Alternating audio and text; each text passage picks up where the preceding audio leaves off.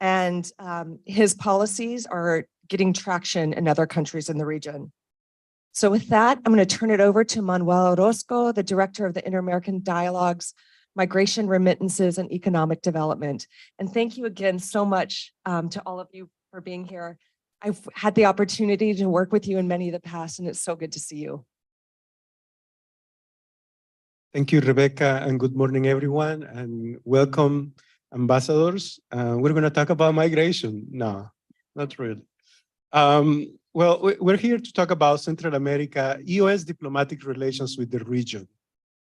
Central America has become or continues to be one of the focus of global attention, and particularly of attention to the United States policy and diplomatic relations.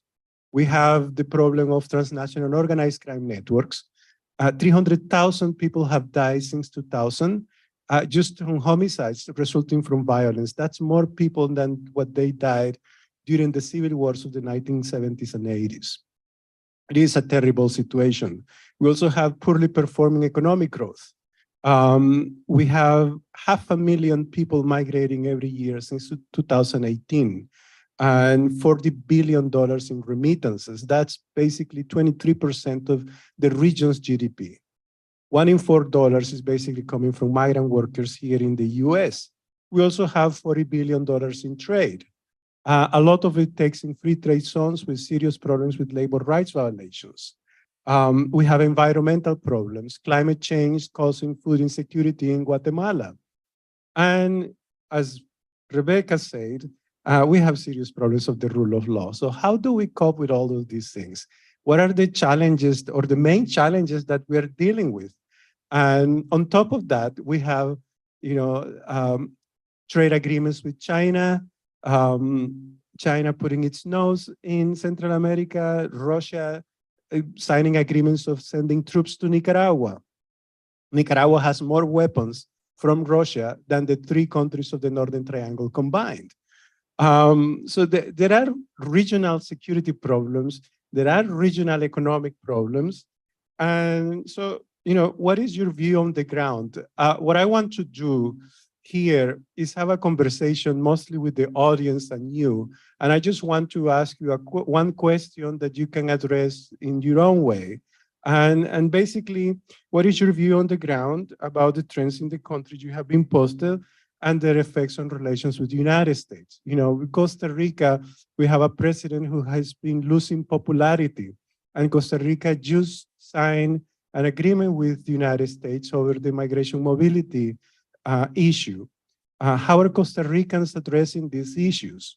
In Guatemala, we have an election coming, an election that has been proven a test of legitimacy versus popularity, versus an effort to prevent the powers that be to choose without the choice of the electorate.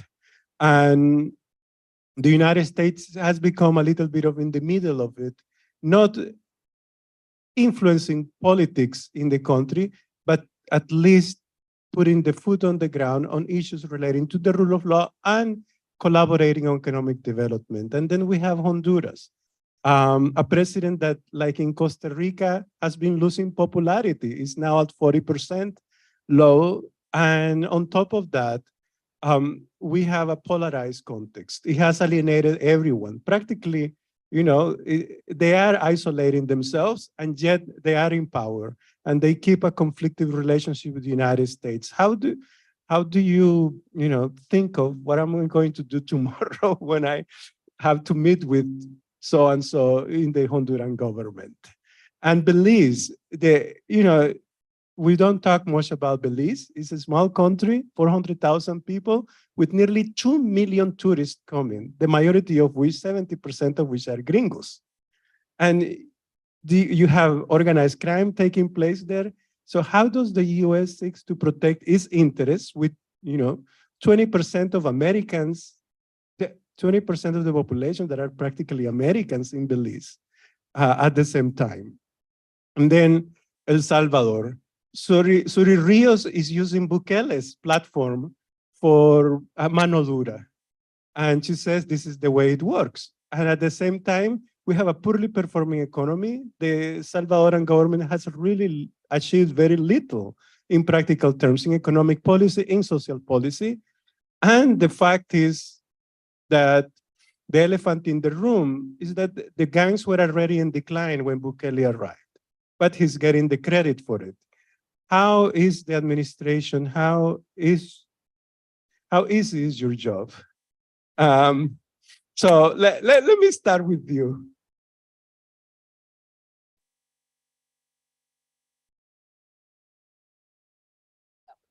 That was the question, yeah. Yeah, how to turn the phone.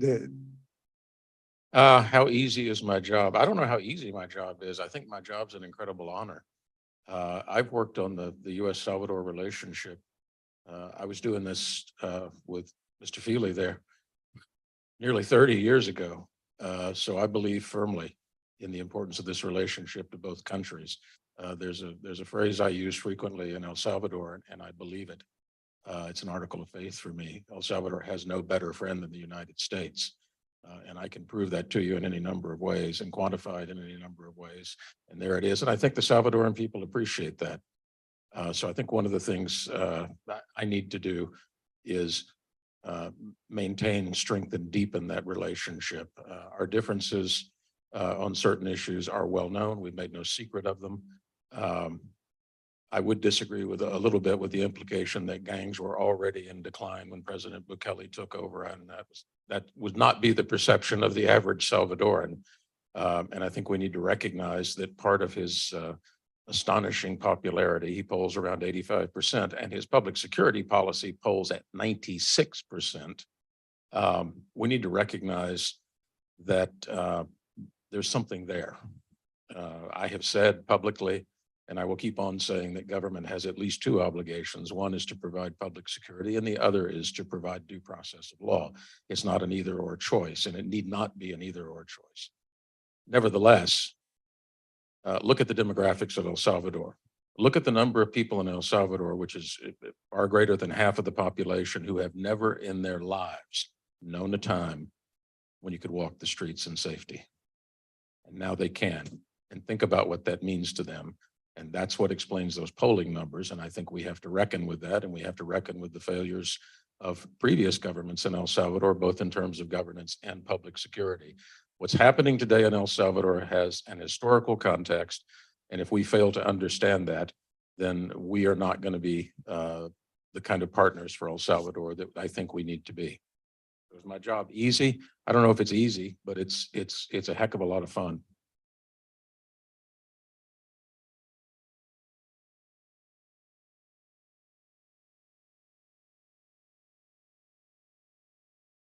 Well, thank you so much for the opportunity, first of all, to be here with all of you. I was really excited when the WHA Assistant Secretary Brian Nichols said, "Oh, you're going to be meeting with the think tanks."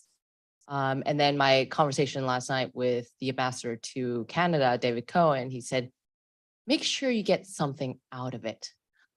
Make sure that you're very clear on the ask, because think tanks can help you do your job better." So I guess there's first of all, I would have to agree. I would have to agree with you. It's really deeply an honor to be serving the United States in this capacity in Belize. I touched ground in Belize 6 months ago, and being a political appointee, it seems like it's a lot of information. Although I've worked in the State Department over a decade ago, it's sort of all new to me. And I'm proud to serve alongside such talented and incredible diplomats. Some of the challenges in Belize range from the increase of TCOs, transnational criminal organizations, migration. Although Belize isn't in the Northern Triangle, we're very, very, very close. And as I look to see to my right, Ambassador Pop, there is currently an ICJ ruling. We're waiting for an ICJ ruling with the territorial dispute between Guatemala and Belize, which is still pending. Although Honduras is now involved because they have argued for the Sapti Keys on the far south of Belize, which means that that's about 50% of Belize if it votes the other way. Other things, the economy is back to pre-pandemic times. As you mentioned, about 1 million American tourists travel through Belize. Also, Belize is one of the 1 out of 7 countries that recognizes Taiwan. And when there's a lot of democratic backsliding in the region, it is a champion of democracy. It has been a huge advocate for human rights. One of the very first things that was on my table of things to do was to resettle the first Guantanamo detainee, which was not an easy task. And what else? I guess I'll just stop there. Thank you very much for the opportunity to be here today to speak about a region which I think is absolutely vital to the United States. And I think that the importance of this region, not just Central America, but Latin America and the Caribbean in whole, is the importance of that is not understood properly here in the Washington, D.C. area or across the United States. Honduras, one of our greatest strengths is our people-to-people connection. We have a deep and profound connection between the people of Honduras and the people of the United States. And that's one of our most important relationships. I came to the position of ambassador last year after a vacancy of 5 years in the ambassadorial role. I arrived in April, and one of my first jobs within, I think my first week at country, was to complete the extradition of the former president of Honduras, who's waiting trial in the United States now. So we all need to recognize that Honduras came into this administration of President Castro in a very difficult position. And the economy has really struggled to come back after COVID. It was weak before it went into COVID. The healthcare system is struggling to recover from COVID. It was weak going into the pandemic as well. So we are happy to work with the administration of President Castro. Her election was something that was very notable, I think, in many senses. Not only is she the first female leader in the country of Honduras as president, she also came in with a sweeping victory of votes. This demonstrates the strength of the democratic desire, I think, in Honduras. People came out to vote in very large numbers because they wanted to make their opinion of the last president perfectly clear. So we are working together with the government in a lot of important areas that benefit both countries. We are looking at human rights. We are looking at education. We are looking at healthcare. We are working hard to try and create jobs. Much of what we do is under the root causes of migration strategy, because if we can't help to improve the conditions in Honduras, we're going to continue to see a never-ending flow of people moving to the north. But it's also an increasing challenge in the country to manage the transit migrants that are coming through. So while we always talk about Honduras as the context of a source country, we also have to understand that it's a transit country, and increasingly it's a destination country. And it's also a very poor country, so its capacity to deal with a lot of these challenges is incredibly limited. There are many things that we are still needing to address. We are pushing forward and working closely with the government, and President Castro herself has taken a leadership role in trying to promote the arrival of an International Anti-Corruption Commission, the CC. It has been moving along far more slowly, I think, than either she would like or any of the rest of us would like. But it is moving, and so we would anticipate that we'll see some people on the ground from the UN shortly there. We are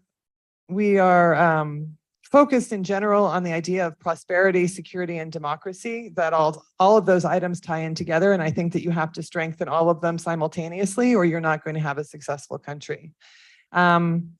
We are working on encouraging the government of Honduras to put into place strong and good economic policies.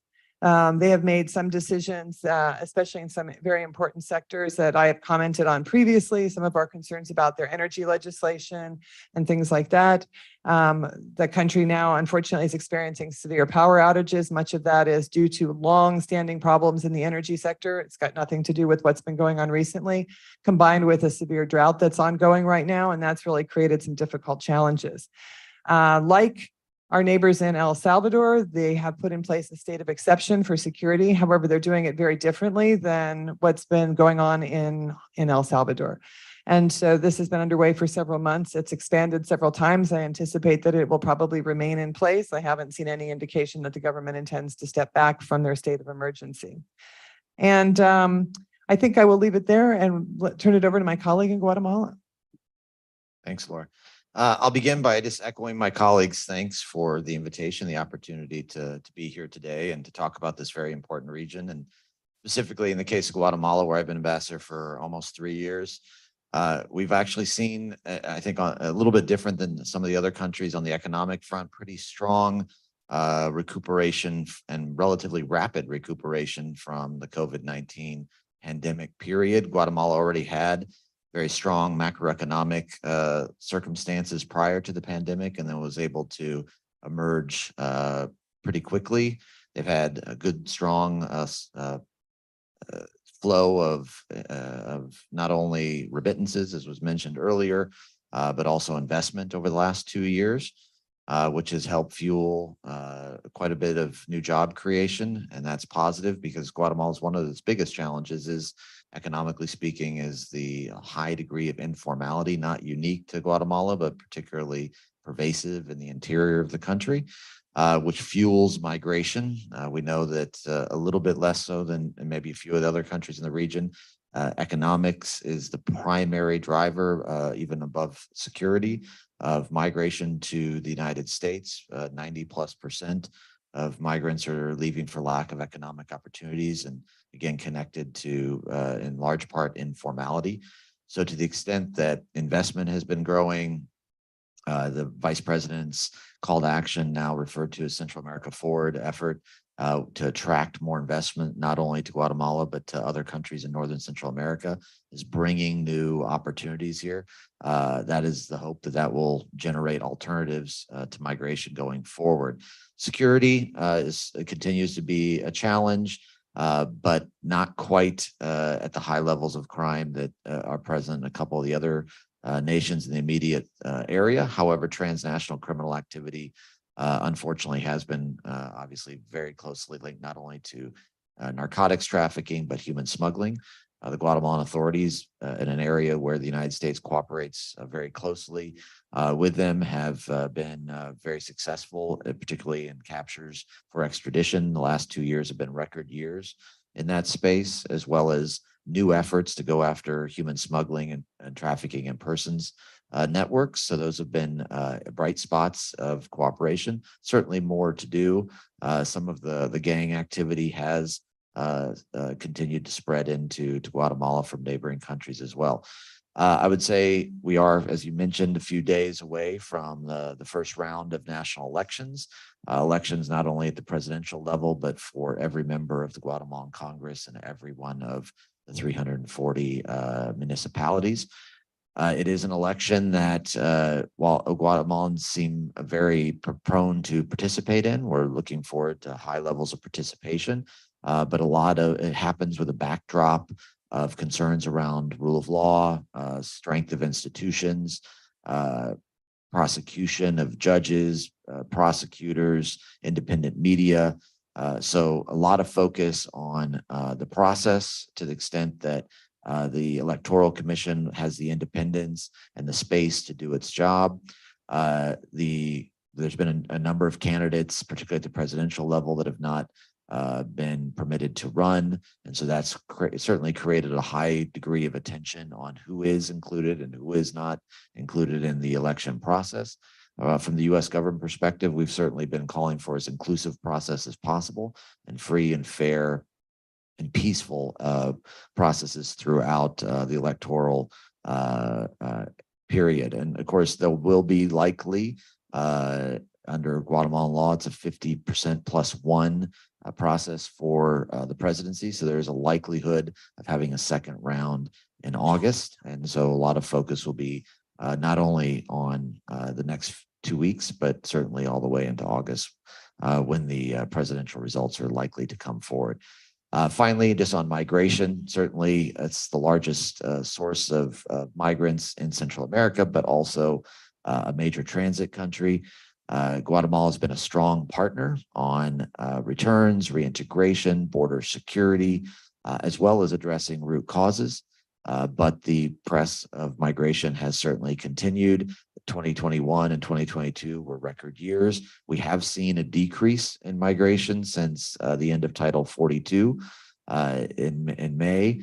There is, I think, a number of reasons for that, but we have also looked for, under the Biden-Harris administration's focus on legal pathways, ways to create more access and more information available for intending migrants for legal pathways. And so the mobile security offices that were mentioned briefly, both for Costa Rica and for Guatemala, is one tool to hopefully provide access to individuals from a virtual platform to connect with information that would allow them to be considered for legal pathways. So that is I think, a groundbreaking effort to create alternatives to irregular migration, make it more humane, make it safer, take some of the criminality out of it from trafficking organizations, which are taking advantage and victimizing a lot of people. All right. Well, thank you to all of you for being here with us today. I was your demonstrated commitment to this region of Central America, which has long been, I think, neglected, and we really can't afford to do that anymore. There are some very concerning, disturbing trends in the region that we really need to attend to. So thank you again for being here with us. So as you know, I'm the U.S. Ambassador to Costa Rica. It's an incredible privilege and honor for me. Some of you may know that my father, Remittances, was an ambassador to Costa Rica appointed by President Kennedy in the 60s. So I grew up there, basically. And by some serendipity, I ended up in Costa Rica, kind of continuing his legacy. So it's been incredible. So what I want to start with, I think, and I put a couple little notes on my iPhone, so bear with me here. Costa Rica, as many of you know, is an extraordinary country in many respects. It's a place my father used to call un pedacito de cielo, a little piece of heaven, for many reasons, right? It has gorgeous natural beauty. Its people are very kind, warm, and generous. And also it has been, importantly, it has been, I would say, arguably, the most constant American ally over many decades. Certainly since the time that we were there in the 60s. And has been a real advocate for human rights, for democracy. It's had an uninterrupted democratic government since 1949, I believe. And so in that, it has really been a role model for Latin America, and has oftentimes in the international organizations stood up, in terms of, and criticized governments like Nicaragua, like Venezuela, for it's not having free and fair elections and for imprisonment of political prisoners, et cetera. So it has really been incredible in that sense in relation to our country. The bilateral relationship has been very strong, and I've been able to enjoy that. And I wanted to mention here my good friend, Ambassador Catalina Crespo, who is a Costa Rican ambassador to Washington, is here with us today. So this is a thing that concerns me, though. I should mention just very quickly. So Costa Rica certainly has transformed in the last few decades from what was kind of agriculturally based country in terms of its economy to now being actually its greatest exports of medical devices, and tourism contributes substantially to the GMP. And so many of you may have visited Costa Rica. We have about 1.5 million US citizens who visit Costa Rica, about 120, 140 permanent US citizens who are residents of Costa Rica. So it's certainly a very popular country in many ways. So what I'd like to say, though, is the following. I am extremely concerned. Being back in Costa Rica now after many decades, I'm concerned about the trends I'm seeing. It is situated in a very, I think, unstable region, which is increasingly becoming even more and more concerning as time goes on. So basically, what's happened, I believe, here, there's been a convergence of forces, a very difficult, if not devastating forces that have impacted the region. And as creating these undercurrents of threats and risks, even in Costa Rica, unfortunately. Some of this was exacerbated by the pandemic, which caused economic retraction, and with that, high unemployment, many other kinds of things. And as you can imagine, when that happened, it created a vacuum for malign actors, whether from foreign governments or from the transnational crime organizations that came in to fill a vacuum where people were unemployed, people were going hungry, and needed to find a way to support their families. So with that, unfortunately, it's become the largest transshipment hub for cocaine coming from Colombia primarily, to some extent Peru, to the United States and to Europe. Very concerning. Initially, it was like a maritime activity mostly, but now it's begun to infiltrate and creating increasing crime, citizen insecurity, money laundering, corruption, and such things. Not to the extent you see in other countries, but still, this didn't exist in Costa Rica previously, and it's becoming more of a problem, which we are really trying to attend to. Additionally, of course, we've had significant challenge. That same vacuum that was created by the pandemic, it's also created opportunities again for our, let's put it this way, competitors, if you want to call it that, to kind of gain ground for the same reasons that the drug traffickers have. And right now, we are dealing with substantial presence of those kinds of actors in terms of increasing communities, increasing investments in infrastructure, bribing, and such things. So we are right now kind of in the midst of a tug of war in relation to 5G, which the government of Costa Rica is intending to move forward with a tender in the next few months, and then with a decision by the end of the year. So we are clearly in a very highly competitive environment at this moment in time. Also, as has been mentioned, we had substantial migration surges into Costa Rica, certainly in the fall of last year. They had already received a substantial migration from Nicaragua. It's a country of a little bit over 5 million. About 20% right now of its population are migrants. And so mostly from Nicaragua. They have at least 800,000 migrants from Nicaragua, at least. And then with a surge of migrants from South America, Venezuela in particular, they were getting about 4,000 migrants a day around October, November, which caused huge kind of concern and alarm in the country because it was having to spend a lot of its meager resources right now on things like public security, on education, and on healthcare. And so the president and his cabinet were sounding the alarm bells and asking for assistance from U.S. assistance and others. But that has been, again, a concern because, again, they call themselves kind of being in a sandwich. They have migration from the north, which is unlike any other country, and also migration from the south. And so I don't think any other country is quite in that same situation as Costa Rica in the same manner, to the same magnitude. So that has been extremely also of concern. We try to do a whole variety of things to assist. I may go into that later. But also, as Ambassador was just mentioning, we just managed to negotiate an agreement to house one of these kind of secure mobility offices in Costa Rica, which was something that was quite generous on their part, given the fact that they already are feeling inundated with migrants. That was quite a testament to their to the bilateral relationship. Also, they had last year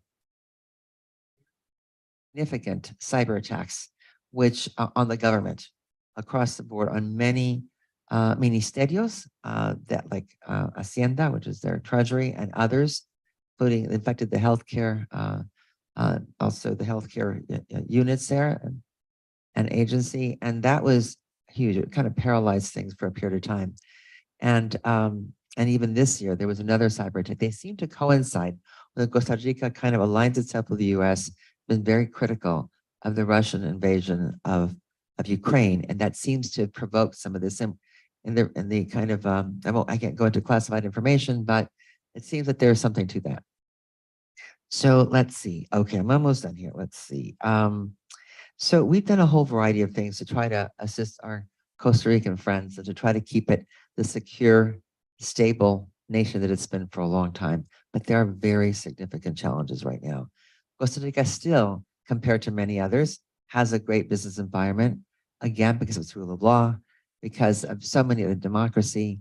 It's friendly to the US. And this president also has made it very clear that he's rolling out the red carpet, not the red tape, but the red carpet for American investment. So in that sense, it has hundreds of U.S. companies that provide employment to many Costa Ricans. So we've done a variety of things, but maybe I won't go into that, what we've done in Costa Rica, but we've been able to help with certain assistance, whether through XM Bank for the 5G, 300 million, or through the Global Concessional Financing loan through the World Bank for about 20 million for migration management, and on and on. And also, very importantly, we're able to get $25 million for cybersecurity, because at this point in time, Costa Rica has taken bold moves to align itself with us and will continue taking some moves. And it's very important for their systems to be secure in terms of additional attacks. And I just want to end by saying that I think that one of the reasons I think that the embassy has been successful in many of these things is we put together an amazing team, amazing team. And we've tried to make sure that we have a cohesive, interactive, supportive team that creates synergy. And that, so we meet oftentimes regularly in what's almost like a war room to address the various challenges that we have. And I think it's been fairly successful to this point in time. Also the CHIPS Act, we're hoping to get money for the CHIPS Act. Intel is a huge investor in Costa Rica, $1 billion about a year and a half ago. And we're hoping to support that as much as we can. Last thing I'm going to say in terms of success in Costa Rica, there's something that President Biden, if I could just say that really quickly, that President Biden kind of mentioned to us some time ago, and I'm a huge supporter of the president. But I would just like to mention this. Basically, this is a quotation directly from President Biden. I know we make foreign policy out to be this great skill that somehow is sort of like a secret code, he said at a conference. But all that foreign policy is, it's a logical extension of personal relationships. It's the way human nature functions. As my father would say, if you want people to care about you, you have to care about them sincerely. So anyway, thank you so much for being here. Thank you very much, Ambassador. Definitely your thoughts are very much echoed in this sense. It is an extension of personal relations, foreign policy. And you're doing an exemplary job. I think Ambassador Duncan's point about, despite controversies, the effort to collaborate is really sincere. And despite the challenges too, because they are formidable. I'm going to open the panel to questions and answers. I call it Pura Vida country. It's a country that I'm from Nicaragua, but I'm a product of the Cold War. So I had to live in the 80s during the Civil War. So I was grateful to be hosted and basically adopted by Costa Rica. So I love the mayor of Upala last night sent me a message saying that she was wrong on a piece of information she had provided on the migrants in the northern part of Costa Rica. She said 13% of the region was Nicaragua, was foreign born, mostly Nicaraguan. And she said, I was wrong. We just did a study looking at health services provided in the Upala and the 3 cantones nearby. This is 25%. So I wonder how will that impact now with this new agreement, because you will expect to see an inflow of Nicaraguans going to Costa Rica to apply for this, refugee status. So it's concerning overall for all of the countries, but Costa Rica may have faced these challenges too. With that, we have one question here on this side. We have one question there. And I apologize. Welcome, Ambassador Crespo. The Costa Rican ambassador to the United States is here. And we have a question there. So let's start here with. Thanks. Yeah, Ambassador Telles already covered this, but maybe for the others, I just wondered, as you get up in the morning, what's the one thing you wish official Washington understood better? Good question. Mary? I have a question for Ambassador Duncan, but I think it applies to the other countries in the region. It's true that there's been dramatic change. I was recently in El Salvador. There's a palpable change in climate. But it's also true, as Manuel pointed out, that rates of violence were coming down significantly. And this has something to do, I think, with programs that were initiated in the neighborhoods with at-risk youth, and also changes in police policy focusing on hotspots and things like that. So there had been a significant decline in violence. And we know that violence prevention efforts do work. How do you but they're long-term, they take a while, and people want immediate results. So what is happening in El Salvador to deal with the long-term in addition to the immediate problem? And how do you convince governments to look in the long-term rather than just the immediate? Thank you. Ambassador.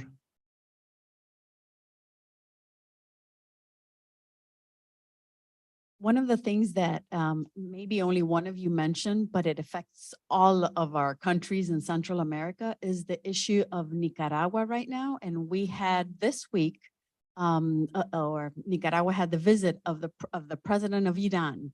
We know that Russia has sent quite a bit of not only informants, training that they have, and other things. How are you all dealing with this, if you can talk about it? Because that is a very delicate topic, not only for Costa Rica, but for the entire Central American region. Thank you. And I didn't ask her to add that question. Question over there?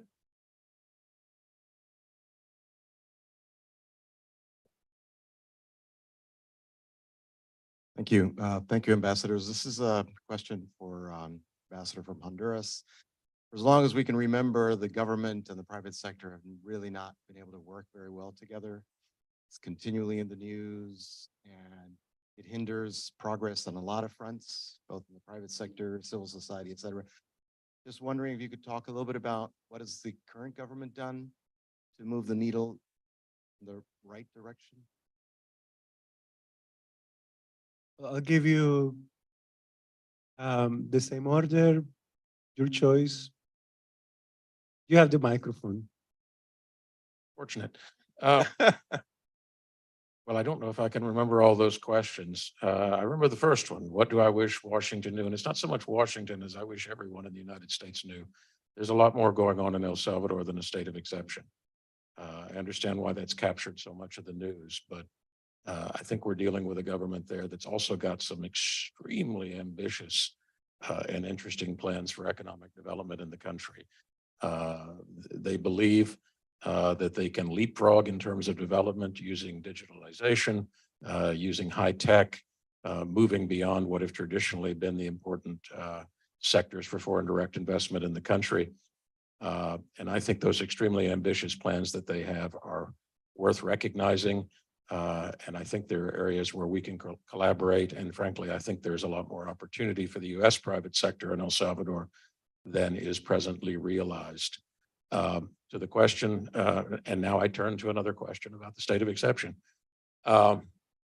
Yes, murder rates peaked in El Salvador about 2015, and they'd been coming down for a few years, and part of that was an effort supported by the United States to use more intelligence-driven policing. But I stand by what I said earlier. I travel widely in El Salvador. I talk to people in the government. I talk to farmers in the fields, literally. I was just out Friday doing that. I haven't met anybody yet who is not happy about the current state of public security in the country. Even those people who have reservations about the way it's being done recognize that this has been a game changer for El Salvador. So the question now becomes, having cleared the gangs out of that space in so many of those communities, what now? And that is the conversation we are trying to have with the Salvadoran government. They are thinking very hard about this. And so you've got communities, just to give you very concrete examples, communities that have never in the last 40 years been able to organize themselves as communities and do things as simple as clean up a public park so that their kids can play there, because that park was controlled by a gang and it was worth your life to go into that park without permission. And so now I think the challenge for the Salvadoran government, and they're beginning to tackle this, is to get into those communities, help them organize, help them to create something positive in a space that was previously dominated by thugs who lived on the basis of extortion, intimidation, and violence. And so I think that's a place where while we have our reservations about state of exception, I think the United States government needs to get in there and help the Salvadoran government create something positive in those spaces. And I'll stop there and pass. I just want to turn to the question of security, actually, which I think is a really important one and certainly affects all the countries, I think, in the region, as we heard, even in Costa Rica. I don't think that we should measure security simply on the basis of how many people die. One of the big problems in Honduras is extortion. And so, this drives people out of their communities and it drives people out of their country when they earn a good living. If they're one of the few that can find a job in the formal sector, earn a good living, and then they have to pay to get into their neighborhood, to get home safely at night, then they don't actually earn anything. All they're doing are supporting the gangs that are working in their communities. And so as we do our work, it's important to measure it not just on lowering homicide rates, but also sort of lowering of the criminality in total across the country. It's a very challenging problem. And as you mentioned, and a lot of us are working in this area, we have extensive programs working in these communities because we recognize that it's not just lowering the homicide rate, but if we can't get the young people in these communities into jobs, if these young people don't feel like they have a future, but they have an opportunity to join a gang, that's what they're going to do. And so the work that we have to do is much broader than just focusing on homicide rates. It's focusing on sort of the overall health of communities and societies. And we have to be able to do that hand in hand with the governments in these countries and with the communities that live there. I'll tackle the Nicaragua question because I don't know if anybody else really wants to dive into that one. And many of you may know I was ambassador in Nicaragua previously. So I have quite a bit of experience with Nicaragua. Now I live right next door in Honduras, and so we share a large border. I think it's probably fair to say that there are security concerns certainly in the region. I can't speak for Costa Rica, but obviously you are. And I think there's security concerns in the region. And I think that all of the countries are focused on how they can work together when necessary to benefit their citizens, because there's a huge amount of trade and people flow and cultural connectivity and things like that that have to happen crossing those borders. But at the same time, they are concerned about what is going on in Nicaragua. And it's a tricky situation, and we are working in Honduras to deal with the effects of that. And I know that the ambassador in Costa Rica is dealing with that situation on her side of the border. And so it's going to continue to be a tricky situation when you have a government that's actively aligning itself against, sort of the Western view of things, I guess I would say, by tightening up relationships with Russia, with Iran, things like that. It's a problem. I know that we have a team on the ground in Nicaragua that continues to work to the extent that they can very carefully and closely with the government of Nicaragua.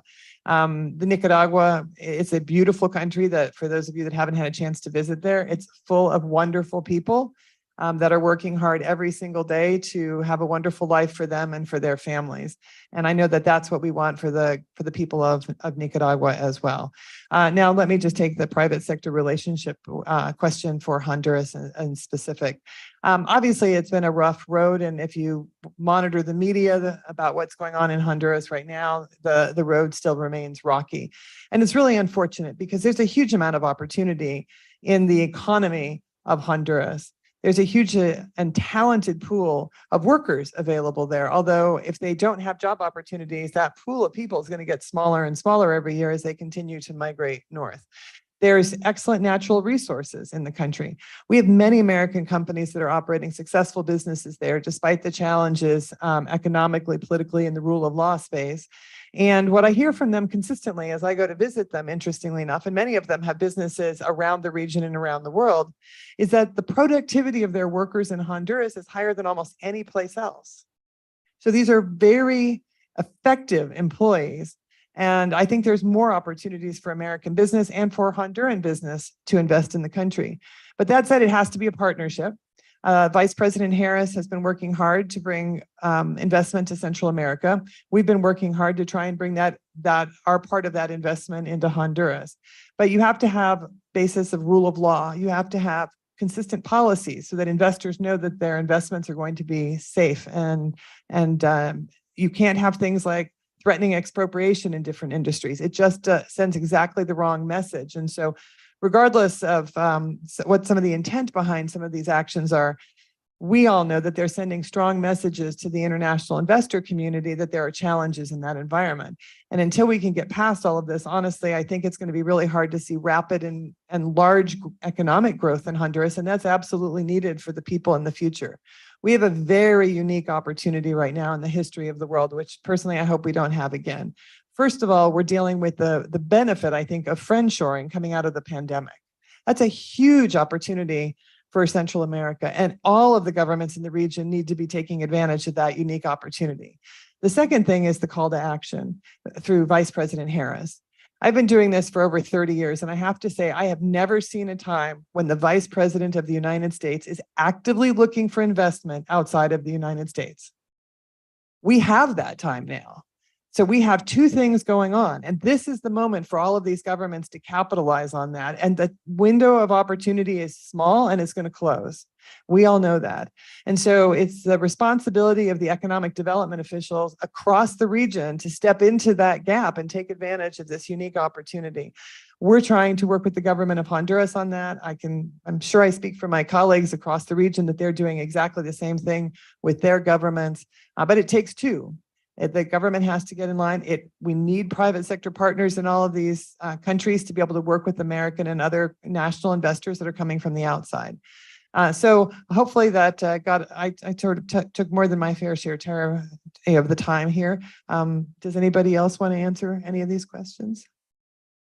I'll just quickly maybe touch on the first question about where we, what we would like to see more of. And I would also kind of jump on what William had said earlier. I think it's for all of us, not just Washington, but as Americans and frankly, the region, just to see the importance of Central America. So oftentimes we look at only the challenges, only the risks, only the issues, but frankly, there's a lot of opportunities. It's maybe a small region in comparison to the rest of the hemisphere or even the rest of the world, but it's one that is way too important to ignore. And it's one that affects U.S. security, U.S. prosperity.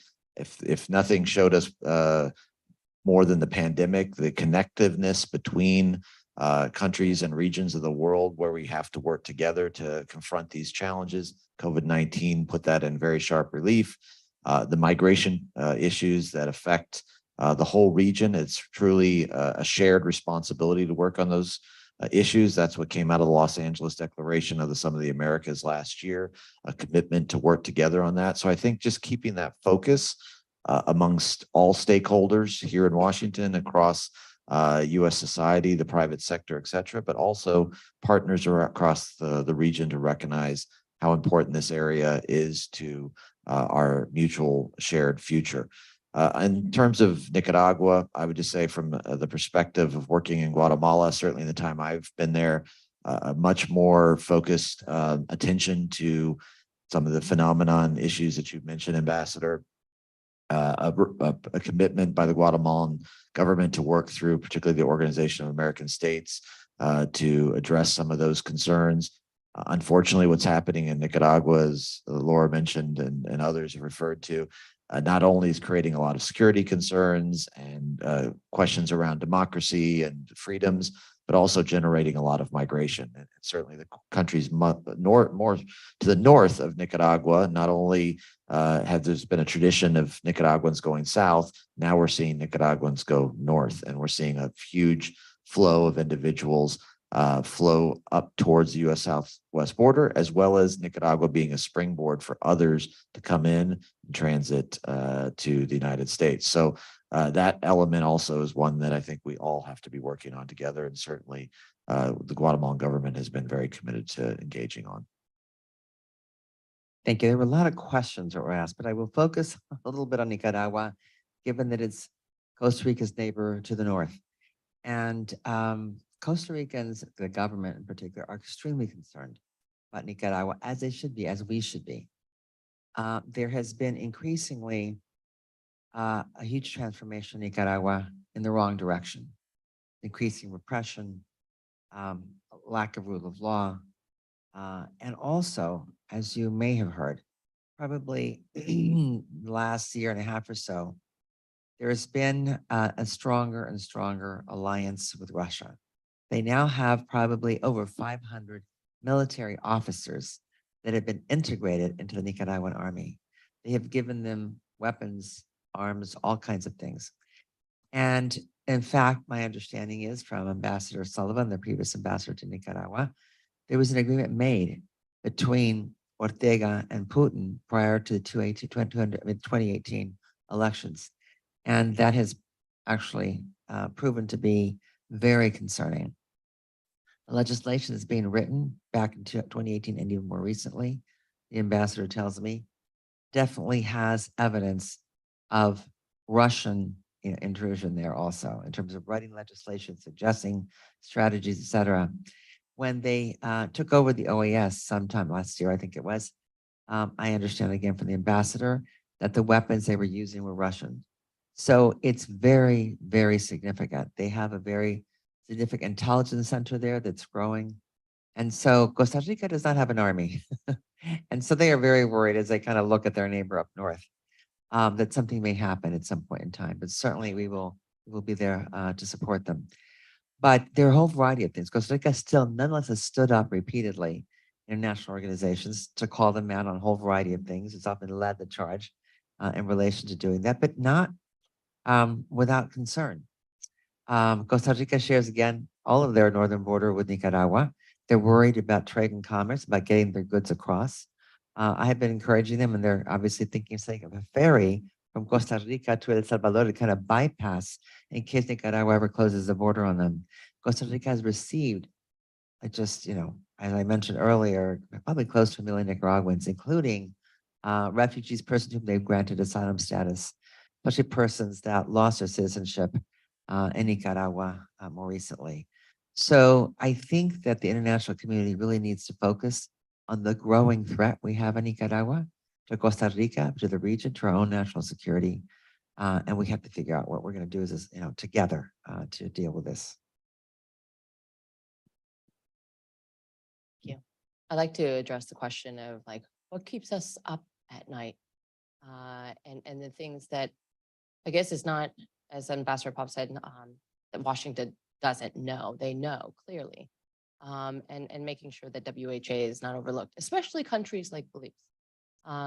It is a population of only 400,000 people, incredible willing partners.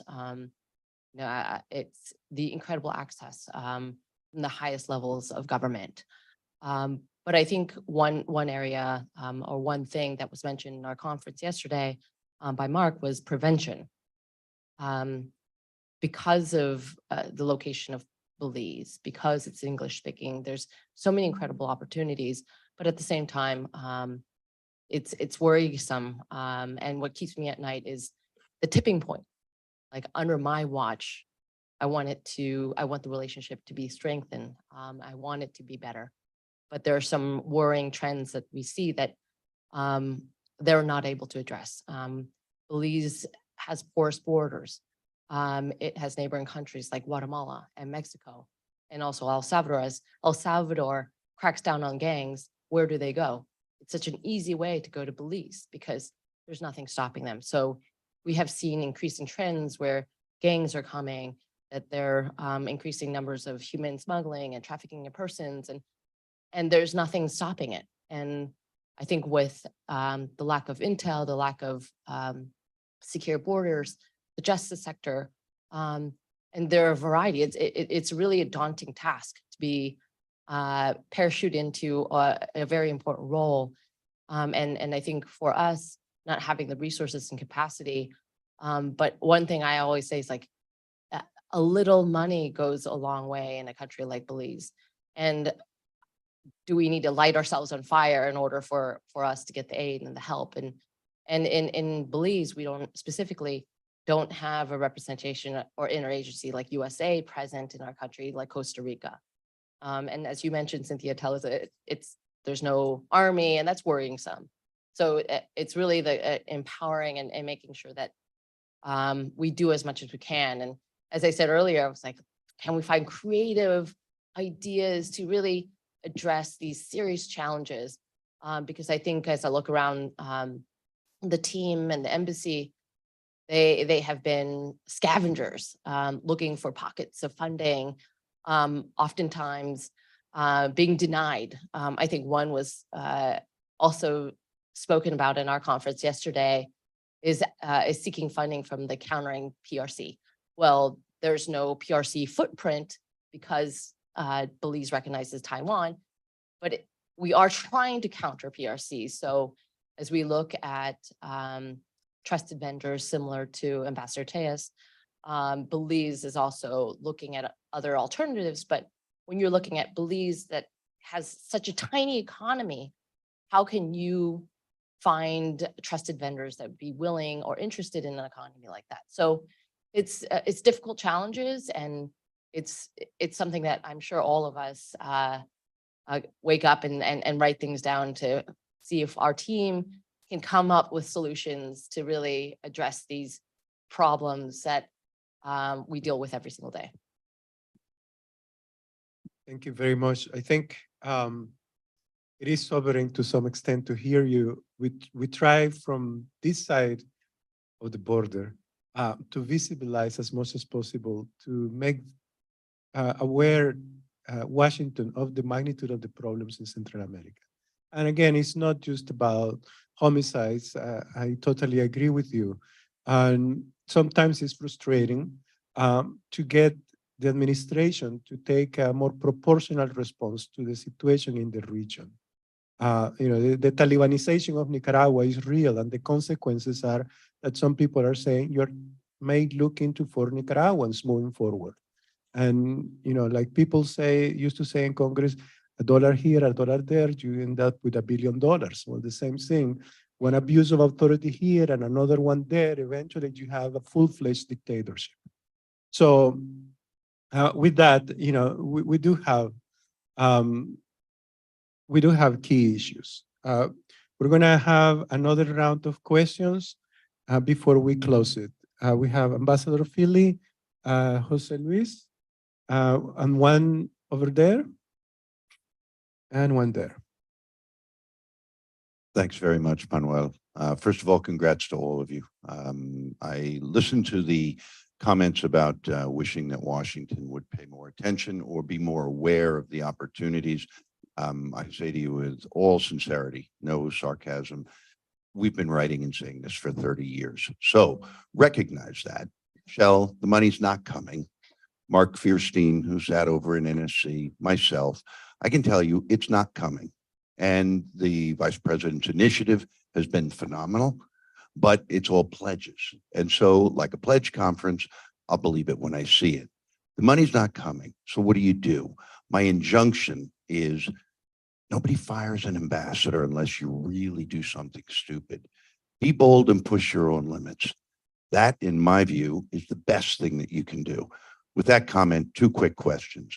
Laura and William, both of you worked with the Mexicans extensively. It's not your current remit. I understand that. But the Garcia Luna case showed that despite every ambassador's best efforts to coordinate a country team, there are agencies that don't play well in the sandbox.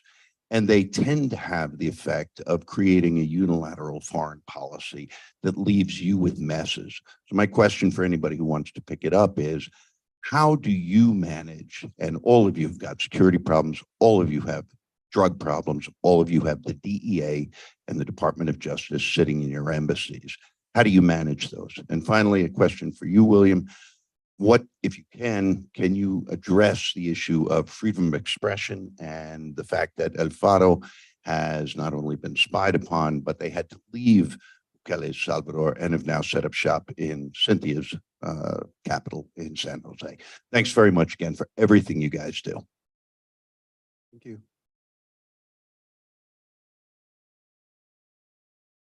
Thank you. Great question, that one, that last one. Jose Luis from El Faro. My question is for Ambassadors Duncan and Bob, mainly. It seems that, well, you said, Ambassador Duncan, that you are not, you have no fear of recognizing the differences with the government of El Salvador. But the government, including obviously the President's party, just reduced the number of municipalities, the number of Congress seats 8 months before the election. And there are worrying, to say the less, reports on human rights violations on the country. And at the same time, in the case of Guatemala, the US is putting money to create fellowships programs for exiled prosecutors and judges here in Washington, D.C. and the US.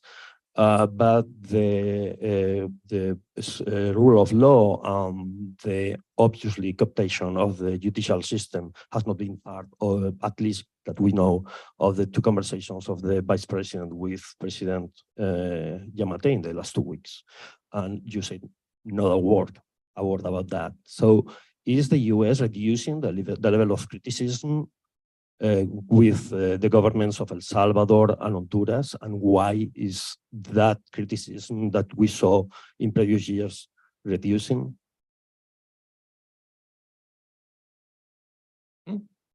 We have one more question here.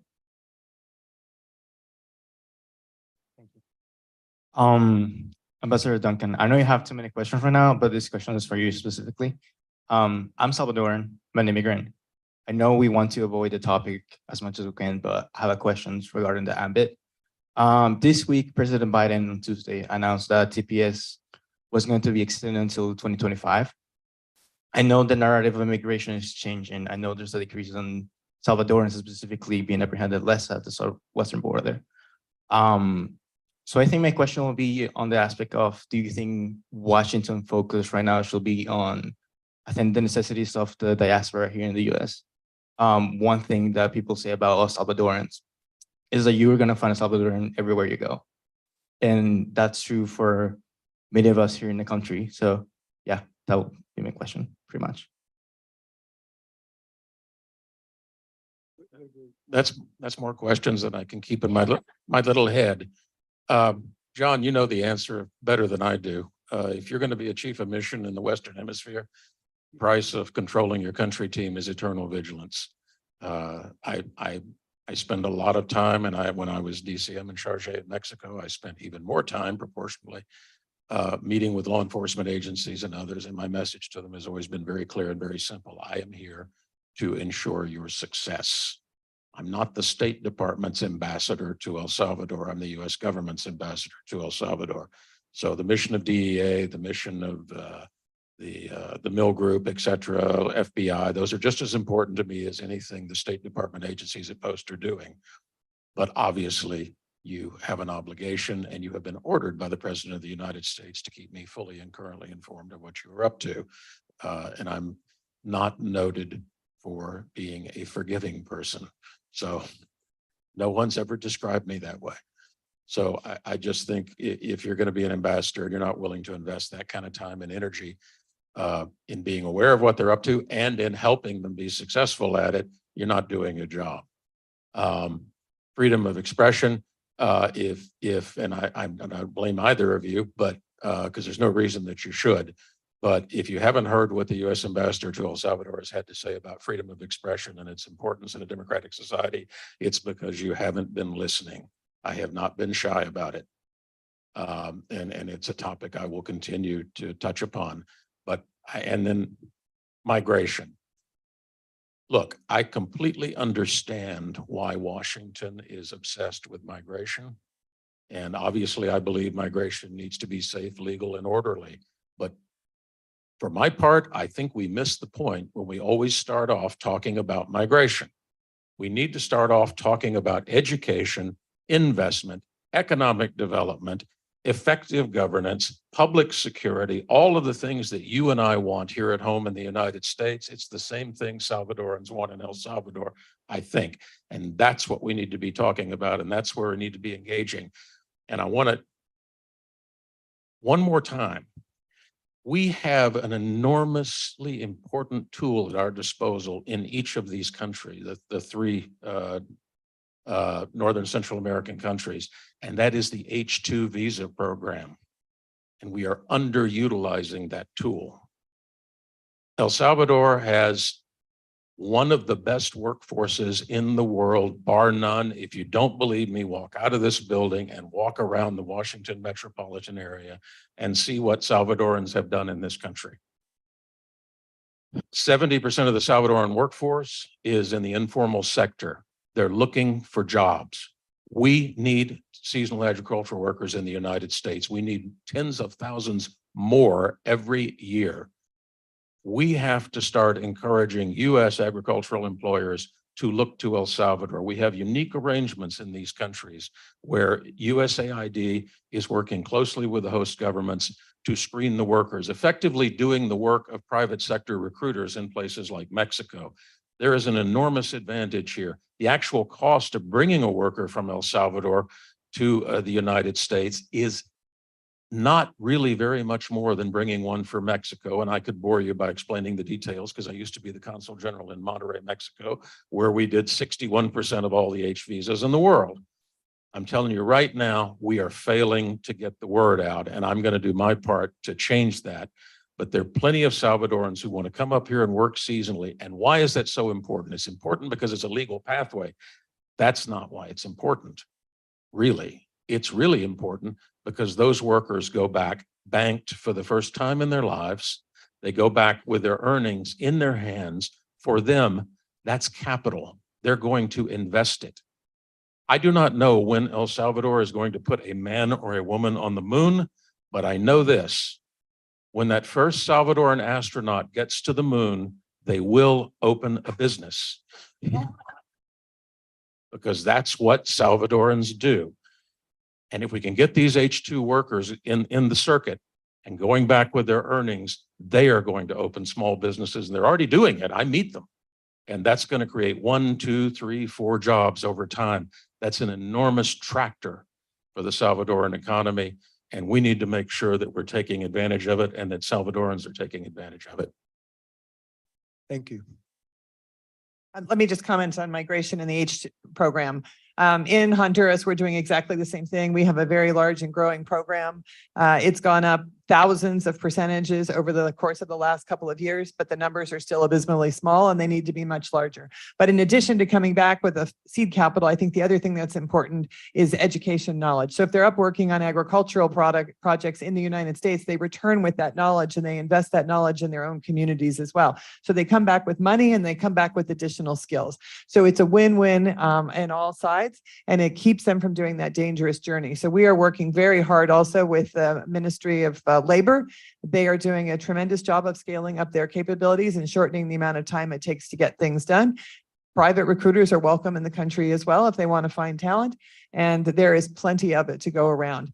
Honduras is working very closely with us in all aspects of migration. I should say they are an active participant in the LA Declaration. We have a very close and productive relationship with them as they struggle to deal with both the loss of their own citizens, which they do not want. They realize that is a real problem for their own country. Also with the huge number of people that are transiting through. You mentioned the large numbers of Nicaraguans that are passing through, but just, when Costa Rica gets 4,000 people, by the time you add the people that get added in through Nicaragua, that number is up even further. And then you add in the number of Hondurans that are leaving and they arrive in Guatemala, and that number is even bigger yet.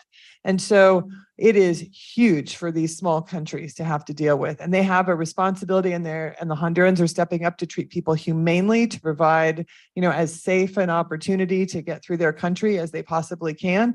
But it is not easy when you have your own citizens clamoring for all of this same kind of assistance to say that you're going to give this to the transiting migrants and not to the people that live in that country. And so this is where the international community and the regional community in particular have to work together much more closely and much more effectively to try and help these countries that are dealing with all of that. So the conditions that are causing people to leave, that's more the responsibility of the host government, but dealing with all of the rest of that is something that the entire region increasingly has to work on together.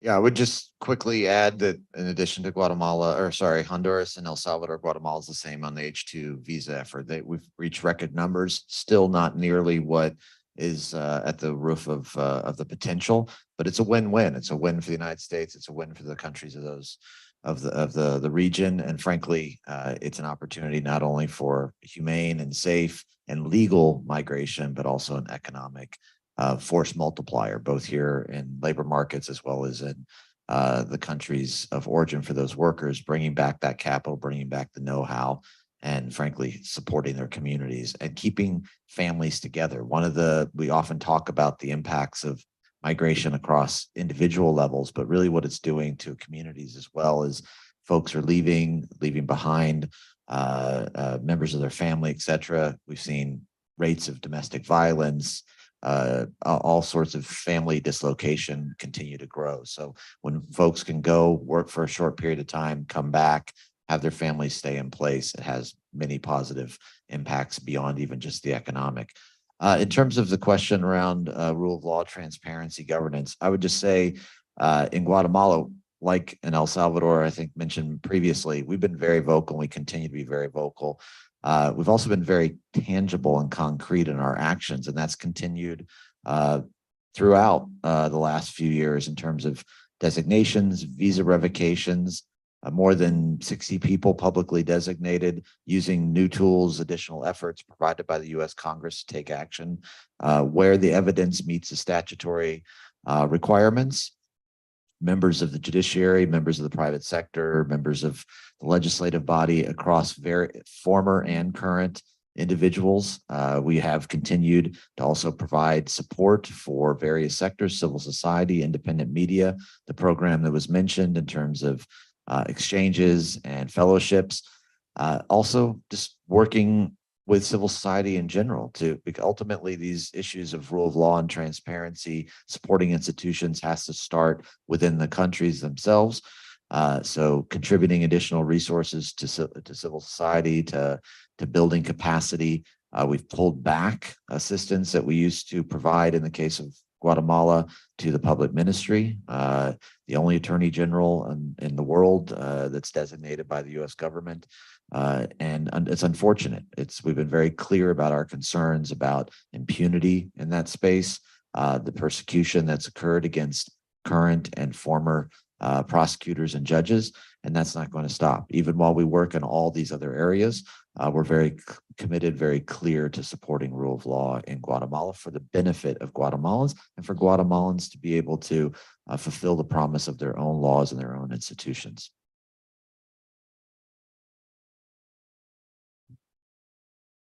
One question I'm not sure that we've answered, which has to do with how do you get your team to work together, and what do you do with those that are kind of out there doing their own thing, right? Nation unto themselves. So when I first got to Costa Rica, it was a little bit, you talked to the country team and also the senior team, a little bit like herding cats, and there was conflict in between one department and another. And so for me, my primary goals was to figure out how to bring them all together, right, as a team that created, synergy. And so I think it's about setting up a really important common goal, a North Star they could all buy into.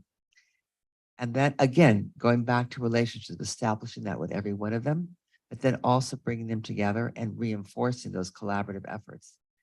And bringing out the best in each one, and also making sure that they knew that, for me, the most important thing was for us to build together and to go towards this North Star. And I established very specific ones.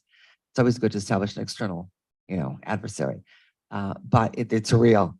So I have to say that there is really great synergy, great collaboration, working together, whether it's the intelligence community, whether or intelligence, officers, or DEA, INL, Polycon, et cetera, State Department. They work together extremely well. And in fact, we've been asked by DEA, DOD, and CIA, how are you guys doing it? This is really unusual. You're really working together as a whole of government, and you're winning on these various fronts. But it takes a lot of energy and effort to kind of make sure that you create that dynamic. But quite frankly, some people I trust the most are my intelligence people, and that's like unusual. My DEA guy is fantastic. So it's a matter of trying to figure out how to. The fact that I'm a clinical psychologist may have helped a little bit with this effort, but in any event, it's working. I'll be very quick, and I can't, being a former Olympian, not see a sports analogy in this.